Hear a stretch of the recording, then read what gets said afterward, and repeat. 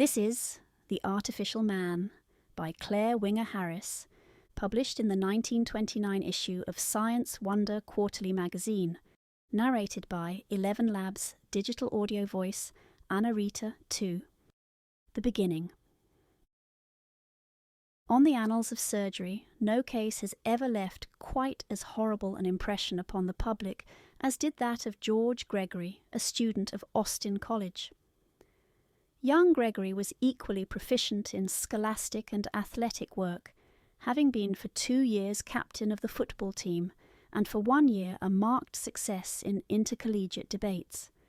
No student of the senior class of Austin or Decker will ever forget his masterful arguments as he upheld the affirmative in the question, resolved that bodily perfection is a result of right thinking. Gregory gave every promise of being one of the masterful minds of the age, and if masterful in this instance means dominating, he was that, and more. Alas, that his brilliant mentality was destined to degradation through the physical body. But that is my story. It was the Thanksgiving game that proved the beginning of George's downfall.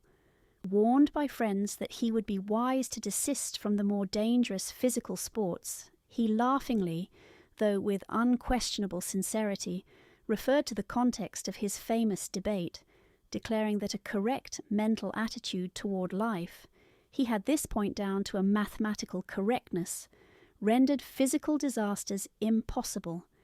His sincerity in believing this was laudable, and so far his credence had stood him in good stead.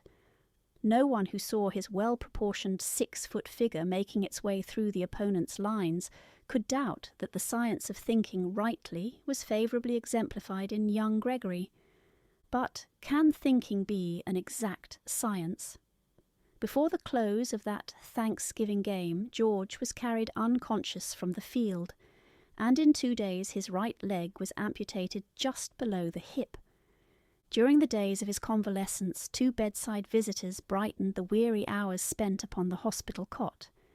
They were David Bell, a medical student, and Rosalind Nelson, the girl whom George had loved since his freshman year.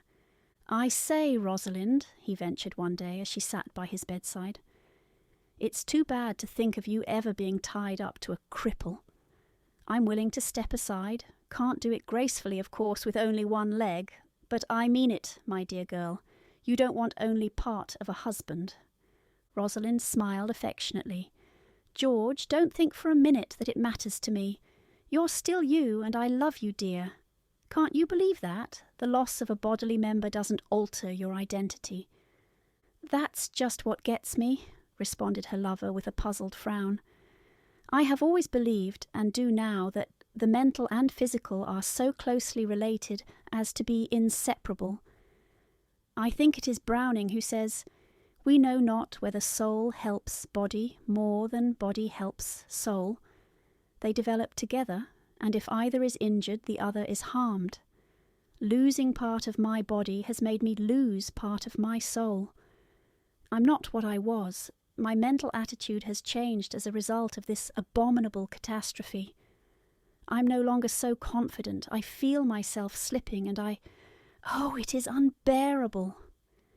Rosalind endeavoured to the best of her ability to reassure the unfortunate man, but he sank into a despondent mood, and seeing that her efforts at cheering him were unavailing, she arose and left him.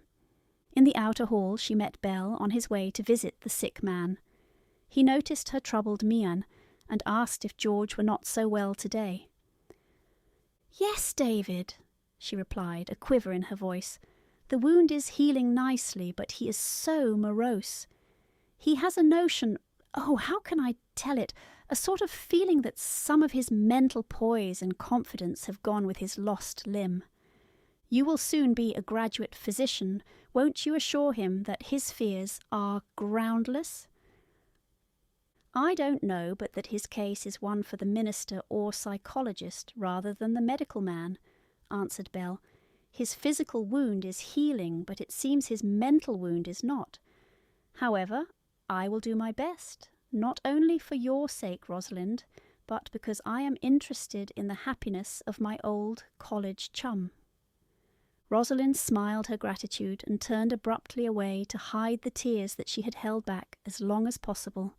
5 months passed, and with the aid of a crutch, George made excellent headway in overcoming the difficulties of locomotion. If David and Rosalind noticed a subtle change in the disposition and character of their mutual friend, they made no further reference to it.